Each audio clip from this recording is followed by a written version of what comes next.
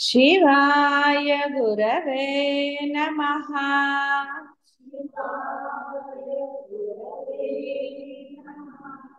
शिवाय गुरवे नमः।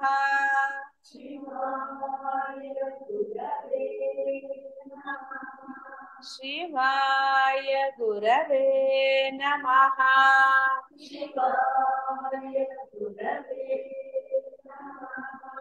शिवाय गुरवे नमः।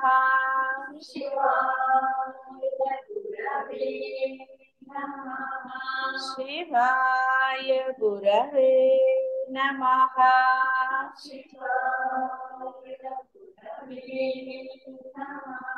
शिवाय गुरवे नमः।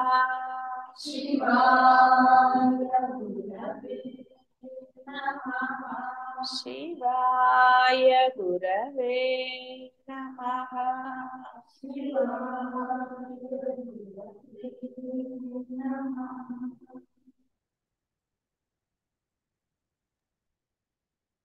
రాఘవ, ఏ శాస్త్రములు ధర్మార్థ కామములు అనే వర్గత్రయమునకు ఉపాయాలు అగుచున్నాయో అవే శాస్త్రాలు మోక్షం కొరకు కూడా మార్గదర్శకాలు. అయితే శాస్త్రాదులందు వర్గత్రయం గురించి వాచ్య విశేషాలే అత్యధికం. శాస్త్రములు వాచ్య వృత్తిచే నిర్మించబడ్డాయి కాబట్టి ఇహ బ్రహ్మప్రాప్తి వాక్కునకు అవిషయము. బ్రహ్మమును ప్రతిపాదిస్తున్న శాస్త్రములు కూడా లక్షణావృత్తిచే మోక్షానికి మార్గాన్ని చూపగలుగుతాయి గాని కేవలం వాచ్య వృత్తిచే కాదు. కాబట్టి ఇక్కడ శాస్త్రంలో అంటే ఇక మీ వ్రతాలు నోములు ఏం చేస్తే ఏమిటి డబ్బులు వస్తాయి, హోమాలు జపాలు మంత్రాలు మంత్ర అనుష్ఠానాలు మళ్ళీ వాటికి తగ్గ ఏవేవో అన్నీ ఉంటాయి. అన్ని వాక్కుకు సంబంధించినవే, వాక్కుకు అతీతంగా ఏదీ లేదు. కానీ మోక్ష మార్గం అనేది వాక్కుచే కేవలము బోధ మాత్రమే జరుగుతుంది, అంతకు మించి జరగదు. అది స్వయంగా పొందవలసినదే తప్ప ఆ బోధ వల్ల మీకు లభిస్తుంది అనడానికి లేదు. మంత్ర జపం మీరే చేసుకుంటారు కాబట్టి అన్ని వాక్యే. ఏ మంత్రం చేయాలన్నా ఏ వ్రతం చేయాలన్నా నోము చేయాలన్నా అన్నిటికీ వాక్యే కావాలి. కానీ మోక్షానికి మటుకు వాక్కుతో పని లేదు. అందుకే సుమ్మయ్య అన్నాడు ఆయన, నోరు ముసుగు కూర్చోవాలి, అంతేగాని అనవసరమైన మాటలు మాట్లాడటం కానీ పరులని ఏదో ఒక మనకి అంటే నోట్లో ఉంది కదా అని చెప్పి అనకూడదు. మనకి మాటలు వచ్చు కదా అని పరులని హింసించకూడదు, నిరసించకూడదు, వాళ్ళని దూరనాడకూడదు. అదేదో మనకే అన్ని తెలిసినట్టుగా ఓవర్ యాక్షన్లు చేయకూడదు. అలా అహంకారయుక్తంగా మాట్లాడరాదు, వారికి గతి లేదు అన్నట్టుగా అలాంటి మాటలన్నీ కూడా. అందుకే ఆయన నోరు మూసుకుని ఉండమన్నాడు. ఆ నోరు మూసుకుని ఉంటే గొడవ లేదు ఎవరితోటి, ఊరుకున్నంత ఉత్తమం లేదని సామెత ఉంది కదా. కాబట్టి ఆ విధంగా ఉన్నప్పుడు మాత్రమే ఆ మోక్షాన్ని ఎవరికి వాళ్ళు స్వయంగా పొందగలుగుతారు. వసంతకాలం వస్తే వృక్షాలు తమకు తామే చిగురించి పుష్ప ఫలాలు ఇస్తాయి. సమస్త వేదాంత వాక్యార్థములు కూడా బ్రహ్మప్రాప్తి యొక్క లక్షణ వృత్తిని గుర్తు చేస్తాయి. అంత మాత్రమే వసంతకాలంలో పుష్పం చిగురించినట్లు శాస్త్ర సాధనలు గురుబోధల ప్రభావం చేత తగిన సమయంలో ధర్మార్థ కామాలను అధిగమించినట్టు నిర్మలమైన మనస్సు వాటిని ఆశ్రయించి అప్పుడు కడిగా ఇప్పుడు మీకు అర్థమైంది కదా, నిర్మల మనస్సు ఇంకా రాలేదు. లేస మాత్రమైన బాహ్యం ఉంటే అది నిర్మలం ఎలా అవుతుంది? ఎందులో ఇంత తేడా ఉన్నా అది నిర్మలం కాదు. సందర్భాన్ని బట్టి వచ్చినా నిర్మల మనస్సు కాదన్నది స్పష్టం అవుతుంది కదా. ఇక్కడ గురువు చెప్పవలసిన ఆవశ్యకత ఉన్నదా? లేదు. మీ మనస్సుల సంగతి మీకే బాగా తెలుసు. ఉందా లేదా అన్నది కూడా మీరే. ఎందుకంటే మీరు అబ్బాయి ఏం లేదండి అంటే మరి స్థితి కలగాలి కదా. కలగలేదు అంటే అర్థం ఏదో ఉంది.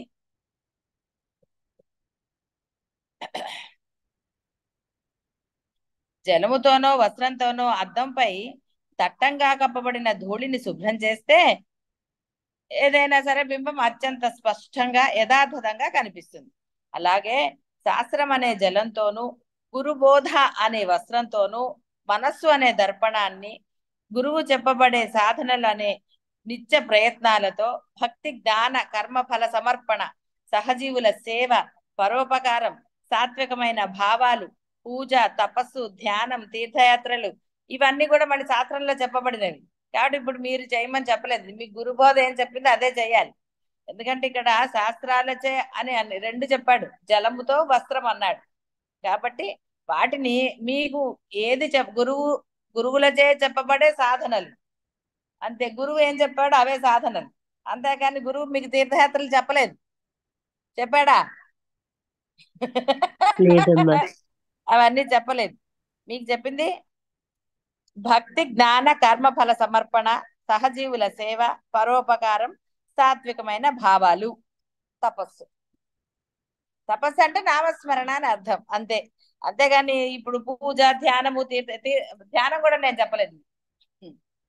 కాబట్టి ఇక్కడ పూజ, తీర్థయాత్రలు, పారాయణలు, నామస్మరణ ఇవి చెప్పాం. పారాయణలు అంటే అంటే మీకు కేవలము దీనికి సంబంధించిన పారాయణలే. మళ్ళీ రామాయణ మహాభారతాలు చదివితే మళ్ళీ ఎక్కడికి వెళ్తారు, మళ్ళీ ఎక్కడికో వెళ్తారు. అందుకని అవి చదవమని చెప్పలేదు. నేను చెప్పాను అవి మీకు బోధ చేశానా? లేదమ్మా. లేదమ్మా. కాబట్టి మనస్సును పరిశుభ్రపరిస్తే అప్పుడు ఆత్మ అనే స్వస్వరూప ముఖ దృశ్యం అత్యంత సుస్పష్టంగా కనిపిస్తుంది. ఆత్మ కనపడాలి కదా. ఆత్మ ఇంకా కనపడలేదంటే అర్థం ఏంటి?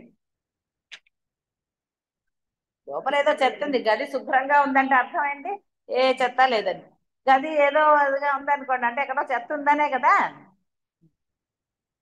ఎందుకంటే రోబో కూడా తెలుస్తుంది. అదేం చేస్తుంది అంటే రోబోకే చెత్త ఉందని తెలిసినప్పుడు మరి మీ మనసుల్లో చెత్త మీకు తెలియకపోతే ఎట్లా? అది అయిపోయింది కదా, నేను అక్కడ చివర ముగ్గేసా, అది మళ్ళీ వచ్చి ముగ్గు చెల్లుతాం అంటే అది తెలిసింది దానికి ఇక్కడ ఏదో చెప్తుంది. దానికే తెలిసి ముగ్గు అని తెలియదు కదా, ఏదో చెప్తుంది, క్లీన్ చేయడం దాని పని. అది ఎంత కాలడ్డం పెట్టినా అటు తిరిగి ఇటు తిరిగి అది ముగ్గు దాన్ని ఇది చేస్తే తప్ప అది పోలేదు అక్కడ. మరి యంత్రానికే ఆ సెన్స్ ఉంటే చెత్త ఉందని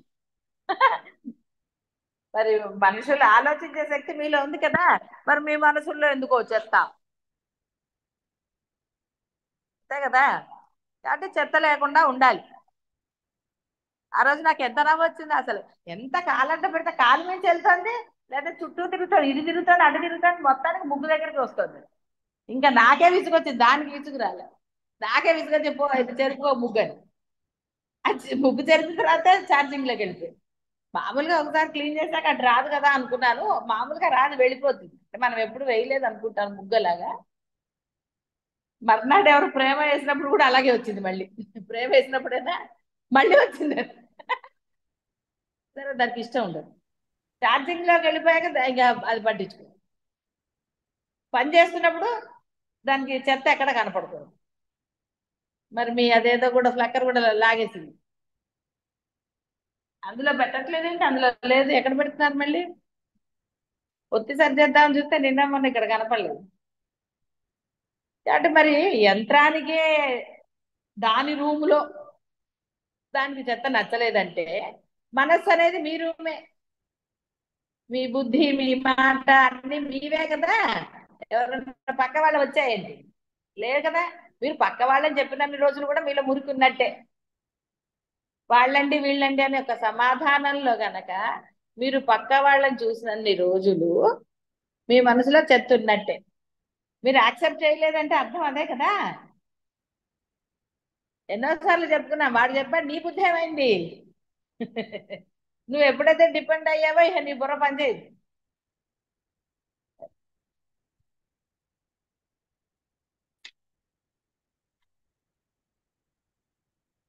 అనగా దర్పణమును పరిశుభ్రపరచటం ఎటువంటిదో శాస్త్రములను, గురువులను ఆశ్రయించటం, వారు చెప్పే సాధనములను శ్రద్ధతో అన్వయించుకుని నిర్వర్తించటం అటువంటిది. జలము, వస్త్రము నేరుగా నీ ముఖమును ధూళితో కప్పబడిన దర్పణంలో సుస్పష్టంగా చూపగలవా అని అడిగితే ఏం చెప్తావు? జలమును, వస్త్రమును ఉపయోగించుకుంటాం, ఉపయోగించి అది తుడిచేసి పరిశుభ్రం చేస్తాం, అప్పుడు దుమ్ము ధూళి తొలగగా అద్దంలో చక్కగా కనపడతాము అని అంటావు. కాబట్టి జలము, వస్త్రం లేకపోతే ముఖంలో అద్దం కనిపించదు. ఎందువల్ల? అద్దమును ధూళి బహుదట్టంగా కప్పి ఉండటం చేత. ఖాళీగా ఉంది కాబట్టి శుభ్రంగా కూర్చున్నారు. అదే ఖాళీగా అలా తిరుక్కుని కూర్చోవద్దు. తేడాలు కనపడతాయి. ఇదేం పెద్ద తెలియనంత చిన్నపిల్లలు అమాయకులు కాదు కదా, విజ్ఞులు. కాబట్టి మనస్సులో ఏముందో తెలీదా? మీ మనసుల్లో పక్క వాళ్ళ గురించి అడగట్ల. కాబట్టి అది చేస్తే హాయిగా ఆనందంగా ఉండేది ఆత్మే కదా. చెత్త తీసేస్తే ఏముంటుంది?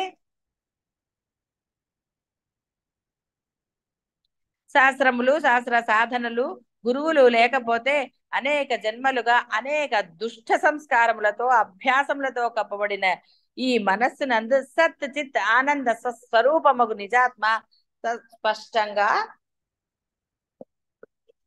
ఏం చేస్తాం. కష్టపడేది దానికని మళ్ళీ చెత్తను పెట్టుకుంటే ఏం లాభం? ఇంటికి ఎవరన్నా వస్తున్నారంటే చూడండి, అన్ని గుడ్డతో కప్పేస్తారు కదా. గుడ్డకుంది ఏముందో తెలియదు వాళ్ళకి. కాసేపు కప్పేస్తారు కదా, టైం లేదనుకోండి, వాళ్ళు వచ్చేస్తున్నారంటే ఏం చేస్తారు? గుడ్డలు కప్పేస్తారు.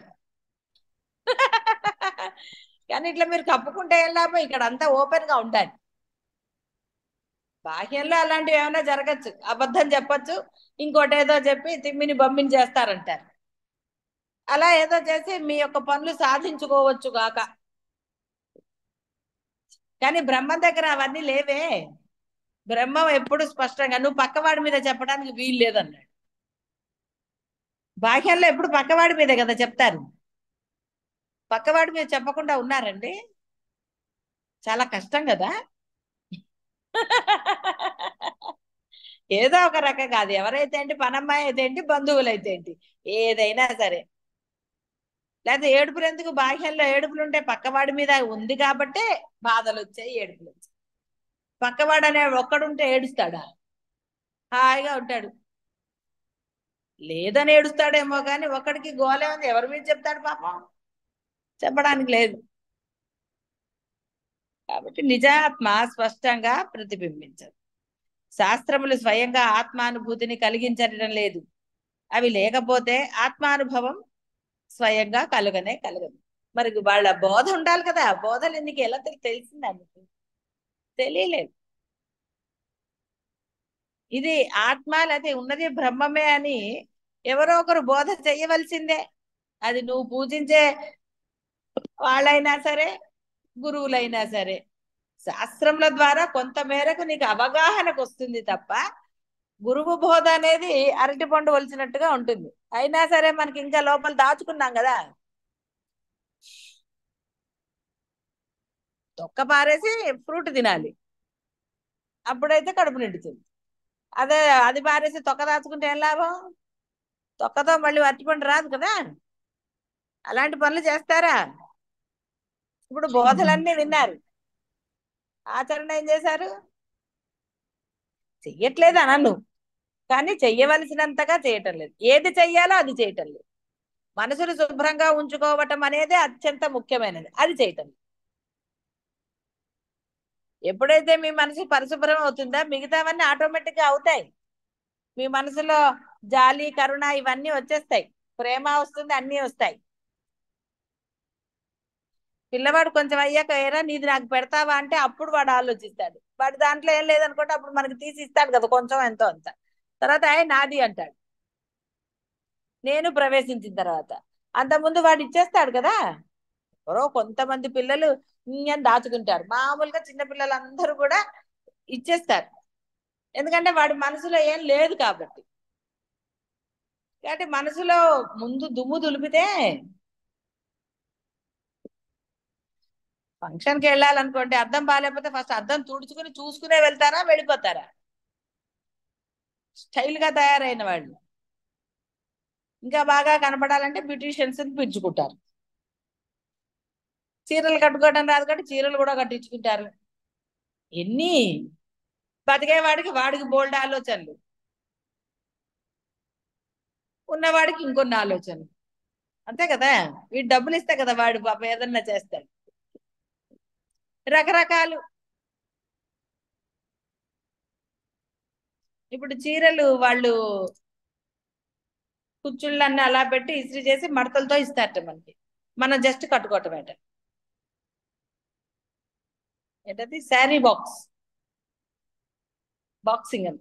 వాడు అన్ని చేస్తాడు. అవన్నీ కుచ్చుళ్ళు కూడా పెట్టేస్తాడు అనమాట. ఇక్కడ కుచ్చుళ్ళు ఆ కుచ్చుళ్ళు అన్ని పెట్టేస్తాడు. అలా చేస్తాడు. అది అలా తీసి అలా కడతాడు. రెడీమేడ్ శారీస్, రెడీమేడ్ పంచలు ఎన్ని వచ్చేసాయి. ఎందుకంటే వీడు గొళ్ళం కాదు.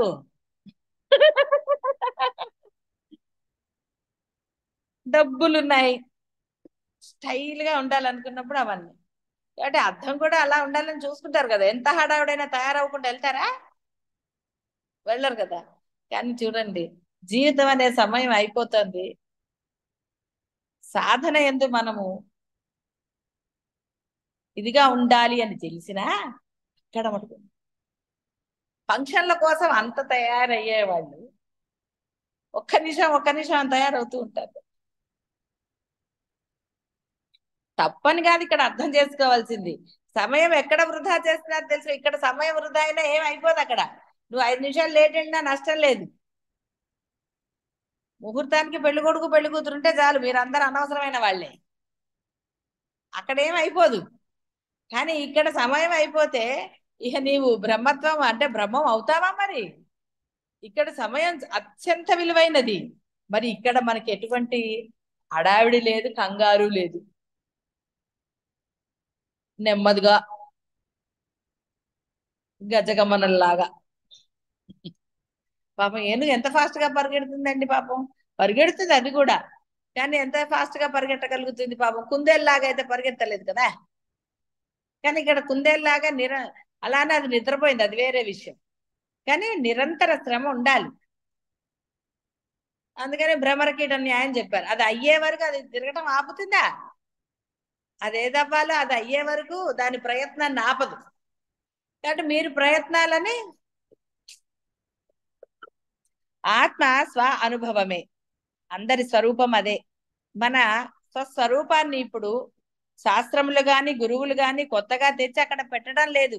ప్రతి ఒక్క జీవుని యందు ఆత్మజ్ఞానం ఉండనే ఉన్నది. ప్రతి ఒక్కని జీవుని స్వరూపం ఆత్మయే కదా. అయితే దానిని అజ్ఞానం కప్పి ఉంచింది.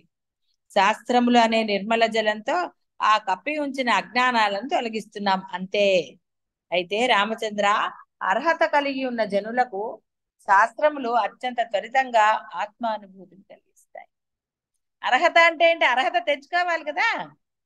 ఒక ఉద్యోగానికి మీరు అప్లై చేయాలి అంటే వాడు రాస్తాడు కదా కింద అర్హతలు. ఆ అర్హతలు మీకుంటే మీరు అప్లై చేయగలుగుతారు.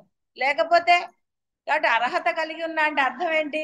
ఎవడైతే అర్హత సంపాదించాడో అని అర్థం. అంతేగాని అందరికి అర్హత పుట్టగానే రాలేదు కదా ఆత్మజ్ఞానం కోసం. మీ అందరికి అర్థమైంది కదా అది. అర్థమైందమ్మా. కాబట్టి అర్హత కలిగి ఉన్న జనులకు అత్యంత త్వరితంగా ఆత్మానుభూతిని తప్పక కలిగిస్తాయి. సాధనా క్రమం చేత స్వయంగా అర్హత లభిస్తుంది. సాధన చేయకుండా సమయం లేదంటే ఎన్నో సమయాలు ఉన్నాయి. సమయం ఉన్నది అని నువ్వు గుర్తించకపోవటం వల్ల సమయం లేదు అంట. సమయాన్ని తీసుకోవటమే. సమయం ఏమన్నా అక్కడ అందిపుచ్చుకోవడానికి ఏమన్నా ఉందా? లేదు అనడానికి. నాకు లభించట్లేదు అనడానికి ఛాన్సే లేదు అసలు. ఎందుకంటే నువ్వు చేయవలసింది నీ మనస్సులో సాధన. దానికి సమయంతో ఎక్కడన్నా దేంతో అన్న ఉందా? లేదమ్మా. కాబట్టి బ్రహ్మజ్ఞానమగు ఆత్మ లక్షణములు, ఆత్మతత్వ నిర్ణయము మొదలైన ఉపాయములతో శాస్త్రములు సర్వదా సంసిద్ధమే. నిర్మల బుద్ధి గల జనులకు సాధనా సమయంలోనే ఆత్మ సాక్షాత్కారాన్ని లభింపజేస్తాయి. కాబట్టి ముఖ్యమైనది ఏంటి తల్లి ఇప్పుడు? నిర్మలమైన బుద్ధి. నిర్మల మనసు సాధన తెచ్చుకోవాలన్నా కరెక్టే, దానికోసం నిర్మల సాధన. హృదయం కూడా కావాలి కదా. నిర్మల హృదయం అసలు లేనే లేదు అది. కానీ ఉందన్నారు, దాంట్లో చెత్త పెట్టారు కదా. మరి దిగులు పడితే ఎలాగా? మా ఆయన ఎలా చేస్తాడో ఏంటి, 2 ఏళ్ళు సరుకుంటాడా ఉండడా అనుకున్నావు అనుకో, సాధన ఏం చేస్తావు? ఇంకా సాధన చెయ్యాలి కరెక్టే. కానీ మనసులో కూడా ఏం లేకపోతే కొత్తగా చేయగలుగుతారు. మనసులో ఏదైనా ఉంటే చేయగలుగుతావా? ఎవ్వరూ చేయలేరు. దాన్ని అధిగమించి చేస్తే అది చెత్తకు తీసేస్తుంది. కొన్ని మీ జ్ఞాపకాలు ఉంటాయి, కొన్ని బాధలు మనసుల్లో ఉంటాయి, కొన్ని సంతోషాలు ఉంటాయి, రకరకాలే ఉంటాయి. వాటిని మీద శ్రద్ధ పెడితే సాధన కుదరదు. దాన్ని వదిలేసి నువ్వు సాధన చేస్తే రోబోలాగా క్లీన్ చేస్తుంది. సాధన రోబోలాగా వాటిని క్లీన్ చేస్తుంది. సాధన అంటే రోబోనే కదా, నథింగ్ బట్ అమ్మా అది క్లీన్ చేస్తుంది. లేకపోతే క్లీనింగ్ ఎలా అవుతుంది? దాచేసుకుని నువ్వు ఆ ప్లేస్ లోకి వెళ్ళక దానికి మ్యాప్ చేస్తారు కదా ఇప్పుడు లేటెస్ట్ టెక్నాలజీ. అటు వెళ్ళకు అని మ్యాప్ లో చూపిస్తారు, దానికి గీతలు గీస్తారట. ఈ ప్రదేశంలోకి యు ఆర్ నాట్ అలౌడ్. రోబోకి మీ ఇంట్లో లేదా రోబో? అజాజో అది మ్యాప్ లో దానికి ఇన్స్ట్రక్షన్స్ ఇచ్చేస్తారు. అది అటువైపు వెళ్ళదు, ఆ కాస్త ఏరియా వెళ్ళదు, మిగతా అంతా క్లీన్ చేస్తుంది. అంటే మీరు ఏం చేశారంటే అట్లా గీత గీశారు దాన్ని సాధనకి. ఇవి నావి, ఇవి నాకు అవసరము కాబట్టి వీటి జోలికి నువ్వు వెళ్ళకన్నారు. సాధన చేస్తున్నారు. పాపం సాధన యొక్క పవర్ అటు వెళ్ళట్లా, ఎందుకంటే మీరు గట్టిగా పట్టుకుని ఉన్నారు కదా. చేసేటప్పుడే సంకల్పం చెప్పారు, ఇవి వద్దు ఇవి నావి అని. అందుకని అది క్లీన్ అవుతుంది.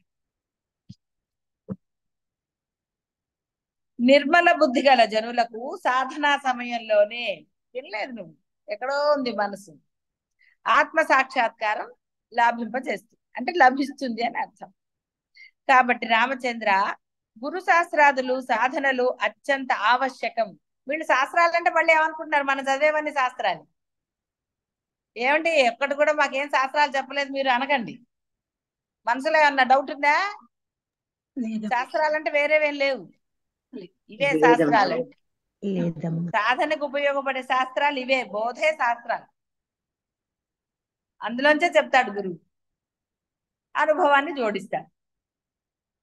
అంతేగాని శాస్త్రాలు అంటే వేరేనా? మళ్ళీ నోములు వ్రతాలు చేసుకుంటారా? లేదమ్మా లేదమ్మా నాకైతే ఓపిక లేదు, ఇంట్రెస్ట్ లేదు. నేనైతే వాటి గురించి చెప్పను. ఏదో ఇలాంటి చిన్నపిల్లలు అంటే పెళ్ళైన కొత్తగా సరే పోనీ వాళ్ళకి ఏవో కోరికలు ఉంటాయి కాబట్టి కాస్త అది కూడా ఒక్కళ్ళనే చూపిస్తాను. నేనే 10 మందిని చూపించాను, వీళ్ళని వాళ్ళని చేసుకోండి అని. వాళ్ళ బుర్ర ఎటుంటే అటు ఆ దేవుడిని పట్టుకోండి అని చెప్తాను, అంతే కదా. హోమాలు జపాలు అక్కర్లేదు, మనస్సుతో శ్రద్ధగా ఎలాగో కోరుకున్నప్పుడు కొంచెం శ్రద్ధ ఆటోమేటిక్ వస్తుంది. ఇప్పుడు వచ్చింది అదే, బాహ్యమైన కోరికల మీద ఉన్న శ్రద్ధ బ్రహ్మం పొందడంలో లేదు. లేకపోతే ఇంతసేపు అండి ఎప్పుడో లభించాల్సింది.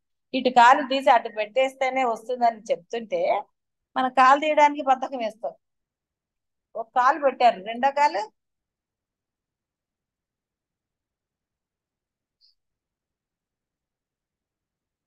కాబట్టి గురు శాస్త్రాదులు సాధనలు అత్యంత ఆవశ్యకం. అయితే అవి నేరుగా ఆత్మయందు విశ్రాంతిని కలిగించలేవు, ఆత్మయందు విశ్రాంతికి కారణమవుతాయి. సమస్తమునకు అతీతమైన అత్యుత్తమ మగు బ్రహ్మబోధ, ఆత్మ సాక్షాత్కారం, సర్వము స్వస్వరూపంగా దర్శించటం అన్నది శాస్త్రముల చేత గాని, గురువాక్యముల చేత గాని, దానముల చేత గాని, ఈశ్వరార్చనల చేత గాని నేరుగా కలగదు. మీరు చదివారు కదా కొన్ని పుస్తకాలు, మరి ఏం కలగలేదే పాపం. చదువుకున్నారు కదా మీరు కూడా కొన్ని, మరి పొందేశారా? ఒక ఏంటది హోమమో యాగమో చేస్తే లభించేస్తుందండి అంటే చేద్దామని అనుకుంటాను. కానీ చేద్దామని అనుకుంటే మటుకు చేస్తే లభిస్తుందా? ఆయన అంత ఈజీగా పెట్టాడు. ఆయన ఆలోచించాట, వీడు ప్రాణాలు ఎక్కడ పెట్టాలి అది ఇదని ఆలోచించాట బ్రహ్మదేవుడు. వీడు ఎక్కడికైనా వెళ్ళిపోగలుగుతాడు మనిషి, కాబట్టి వాడిలోనే పెట్టాట ప్రాణం. వాడు వాడిని తప్ప ప్రపంచం అంతా చూస్తాడు ఈ మనిషి యొక్క ఇది అని ఆయన ఆలోచించి అంటే మీలోనే పెట్టేశాడు. వాడు ఇంకెక్కడ ఎదుగుతాడు పాపం? ప్రాణాలంటే అర్థం ఏంటి? ఈ శాంతి ఇవన్నీ కూడా వీడు ఎక్కడున్నా తెచ్చేసుకుంటాడు. విడిగా పెడితే వీడిలోనే పెడితే వీడు అక్కడికి వెళ్ళడు అసలు. అందుకని వాళ్ళలోనే పెట్టాడు. ఇప్పుడు మీకైతే అర్థమైంది కదా మీలోనే ఉంది అని. నువ్వు సంతోషంగా ఉండాలంటే అర్థమైందమ్మా ఉండగలుగుతావు, నేను ఉండక్కర్లేదు అంటే 4 మాటలు అనొచ్చు. ఏముంది, పక్కవాడిని 4 మాటలు అంటే సంతోషం ఉంటుందా? అప్పటి నుంచి మొదలవుతుంది. వాడు ఫీల్ అయ్యాడా లేదా అనేది చూస్తాం. వాడు ఫీల్ అయితే కొంచెం సంతోషిస్తారు, ఫీల్ అవ్వకపోతే చీ విధవ ఇన్ని మాట్లాడినా మళ్ళీ అందాం అవుతారు. మళ్ళీ ఉత్సాహపూరితంగా ఇంకో 4 మాటలు అనొచ్చు. బాధపడ్డాడు కాబట్టి ఇంకో 4 మాటలు అనొచ్చు అని కూడా అనుకుంటాడు. మనిషి బుద్ధి కదా.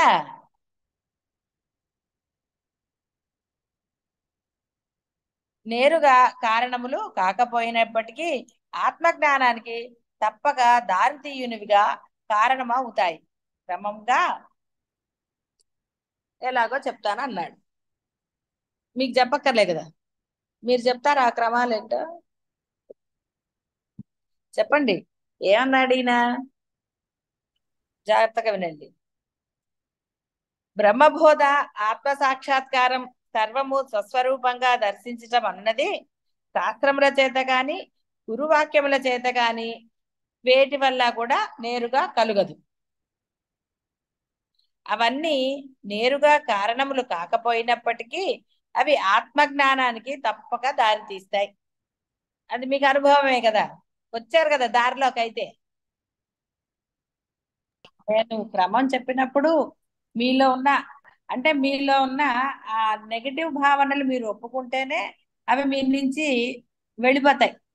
కాబట్టి ఇక్కడ చెప్పమన్నది అని అంటే ఆ క్రమం, మీలో ఆ పుట్టిన తర్వాత ఎప్పుడు అందరూ ఒకటేసారి చెడ్డవాళ్ళు అవరు, చెడ్డ గుణాలు రావు. కాబట్టి అవి వయసుతో కొన్ని రావచ్చు వాటి. కాబట్టి అవి ఆ చెడ్డ గుణాలను మీరు తగ్గించుకున్నారని చెప్పగలగాలి. ఆ అహంకారం మీలో తగ్గిందని మీరు చెప్పగలిగితే అది మీ నుంచి వెళ్ళడానికి గురువు అనుగ్రహం తోడవుతుంది. మరి మీ అందరూ చెప్పారా అహంకారాలు ఉన్నాయని? చెప్పలేదు. కాబట్టి ఇక్కడ ఉన్నవాళ్ళు దాన్ని ఒప్పుకొని తీరాలి.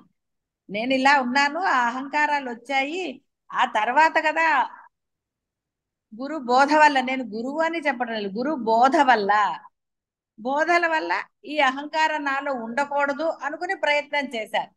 కానీ కొన్ని ప్రయత్నాల తర్వాత కదా మీలో అహంకారం నశించింది. కేవలం మొదటి ప్రయత్నంతో మీలో అహంకారాలు నశించలేదు. లేదమ్మా. ఎందుకంటే ఎంతమంది ఎంత అహంకారాలతో ప్రవర్తించారో మీరు ఒప్పుకోకపోయినా గురువుకి తెలుసు కదా. ఎందుకంటే అహంకారం చేశారు కదా, చూసారా? అలా ఆ అహంకారాలు ఒప్పుకోకుండా నేను వచ్చేసాను అంటే ఎలా కుదురుతుంది? క్రమము చెప్పమంటే అర్థం అదే. మీలోని అహంకారం ఎలా నశించింది? గురుబోధ మీకు ఎలా? ఇప్పుడు నా అనుగ్రహం అనేది పక్కన పెట్టండి, నాకేం దాని గురించి నేను అని కాదు, మీకు బోధ జరగాలి ఎవరో ఒకళ్ళు, కాబట్టి నా రూపంలో మీకు చేయిస్తున్నారు. కాబట్టి గురుబోధ వల్ల మీలోని అహంకారం నశించిందా లేదా అనేది మీరు గుర్తించి అది చెప్పగలిగితే అది నిజంగా మీలోంచి వెళుతుంది. గురువు దగ్గర కూడా మీ యొక్క అహంకారాలు మీరు ఒప్పుకోలేదనుకోండి, లేవా? ఇప్పుడు నాకు ముందు చెప్పిన వాళ్ళల్లో అహంకారాలు లేవేంటి? కానీ అహంకారాలు ఒప్పుకున్నారా? అహంకారం నశించింది, నాలో ఉన్న అహంకారం నశించింది అని చెప్పగలగాలి. గురు ఉద్దేశం అది ఉంటుంది. గురువు ఎన్నో అవకాశాలు ఇస్తాడు అనుగ్రహంతో మీలోని నెగటివ్స్ ని తీసేయడానికి. అది మీరు ఉపయోగించుకోకపోతే? అవునమ్మా, మీ అనుగ్రహంతో మేము నెగటివ్స్ చాలా వరకు అహంకారాన్ని తగ్గించుకున్నామమ్మా. ఆ అహంకారం ఒప్పుకోవడం ఏమి నెగటివ్ పోయింది కదా, కానీ ఇంకా ఉంది కదా. దానివల్ల కొంచెం బ్రహ్మం అంటే ఏంటనేది ఇప్పుడిప్పుడే తెలుస్తుందమ్మా. ఇంకా ఉన్నదమ్మా, అది కూడా మీ బోధనల వల్ల మీ అనుగ్రహంతో. పర్వాలేదు, నేను చెప్తున్నాను, తర్వాత చెప్పే వాళ్ళు కూడా. ఆ అహంకారాన్ని గురువు దగ్గర కూడా ఒప్పుకోకపోతే మీలో అది మళ్ళీ ఉంది, ఇప్పుడు లేదు అనడానికి మీరు ఘంటాపథంగా చెప్పగలరా? లేదు అని చెప్పగలరా? పక్షంలో కూడా అహంకారం చూపిస్తున్నారు కదా. కాబట్టి అది మీరు ఒప్పుకున్నప్పుడు గురువు అనుగ్రహం మీకు అది ఎలా తీసేస్తుంది? లభిస్తుంది అన్న తర్వాత మీరు ఏది చేసినా గురువు అనుగ్రహం ఎక్కడికి పోదు. అలానే ఎంత అంతే కదా, ఎంత దోషులు పడితే అంత అనుగ్రహమే కదా. ఇక్కడ ఉద్దేశాలు ఏంటంటే మీలోని అహంకారాన్ని మీరు గుర్తించారా లేదా అది నశింప చేసుకోవటం అనేది. అంతేగాని గురువు వల్ల మీ వల్ల నాకు పొందేశాను అంటే అది కాదు కదా లక్ష్యము. గురు బోధ వల్ల ఏమిటి లక్ష్యం? మీలో ఉన్న అహంకారము మరల లేవకుండా నశించాలి. అది గురు బోధ యొక్క తాత్పర్యం. గురు యొక్క ఆకాంక్ష అనండి, ఇంకోటి అనండి, ఏదైనా సరే. వేరే ఆశించటం అంటూ ఉన్నాయా? లేవు కదా. ఆ లేదు అహం నశిస్తే అమ్మ లేదు ఆత్మ ప్రకాశిస్తుంది. మరి అమ్మ అహం ఉన్నది అహంతో కదా క్రమం చెప్పమన్నప్పుడు ఈ అహంకారయుతంగా నేను ప్రవర్తించాను అని చెప్పగలగాలి కదా. చూసారా, అది మిస్ చేశారు. అమ్మ అహంకారంగా ప్రవర్తించాను, దోషాలు చేశాను అన్న పాయింట్ మటుకు చెప్పలేదు కొంతమంది. నేను అందరిని అంటలేదు, ఎవరు చెప్పలేదో వాళ్ళకి తెలుసు. అర్థమైందమ్మా. అమ్మ కాబట్టి దాన్ని మిస్ చేస్తే దాచుకున్నట్టే కదా అర్థం. చెప్పలేదు అంటే అర్థం ఏంటి? అమ్మా చిన్నప్పటి నుంచి చెప్పిన వాళ్ళు అహంకారంగా ప్రవర్తించిన విషయం చెప్పలేదంటే దాచుకున్నారు అన్నారు. దాచుకున్నది పోతుందా? పోదమ్మా. ఎలా పోతుంది? గురువు దగ్గరే నువ్వు దాచడానికి ప్రయత్నం చేస్తున్నావు. నీ అహంకారాలు గురువుకి తెలియనివా? నీ ఉద్దేశం ఏంటి? అవతల వాళ్ళకి తెలియకూడదనా? అంటే భేదం వచ్చేసింది కదా. కాబట్టి అట్లా నిర్భయంగా ఒప్పుకోగలగాలి. ఆ నిర్భయత్వమే కశ్చిత్ ధీర, వాడు ఆత్మతో ప్రకాశిస్తాడు. అంటే గురువు ఒకటి చెప్పమని అవకాశం ఇస్తాడంటే అర్థం గురువును పొగడమని కాదు. గురువుకి అలా పొగడతలతో అవసరం, అప్పుడు రోజు పొగడించుకుంటాడు. గురువు ఒక ఉద్దేశం ఎప్పుడు గురువును పొగడమని ఉండదు. మీలో ఉన్నది బయటకు వస్తుందా లేదా చూస్తాడు. అందుకని మధ్య మధ్యలో అవకాశాలు ఇస్తాడు. అవకాశాన్ని సద్వినియోగం చేసుకుంటే అంతే, బాగుపడతామమ్మ ఆత్మగా ప్రకాశిస్తాడు. అంతే అవకాశం ఇచ్చినా మళ్ళీ అన్ని దాచేసుకుంటే దాచుకోండి. దాచుకోలేము దాచుకున్నవాడు దొంగ అన్నాడు. అమ్మ శాస్త్రం కూడా చెప్పింది దాచుకున్నవాడు దొంగ అంది. అవును శాస్త్రంలో కూడా అర్థమైపోయింది. ఇది చెప్పబడింది. అదే నేనే ఒట్టిగా అనను, ఏది కూడా ఆధారం లేకుండా ఏమంటాము అనడానికి లేదు అమ్మ. కదా. లేదు అర్థమైంది. కాబట్టి అమ్మ. అలా నిర్భయంగా మన దోషాలు అవతల వాడికి తెలిస్తే ఎట్లా అనుకోవటం ఎందుకు? ఇప్పుడు దోషరహితులుగా ఉన్నారు కదా, కానీ అంతో కొంతో ఉన్నాయి దోషాలు. ఉన్నాయి ఉన్నాయి నిర్భయంగా ఎప్పుడైతే మీరు దోషాలు ఉన్నాయని అమ్మ. అంగీకరించగలుగుతారో, దోషం చేశాను అని, అప్పుడు అది అమ్మ. పూర్తిగా సమసిపోయేటట్టు అమ్మ. గురువు అనుగ్రహిస్తాడు. గురువు చెప్పమన్నప్పుడే మనం దొంగ వేషాలు వేస్తే ఎట్లా? ఓకే, శుభం భూయా. అర్థమైందమ్మా.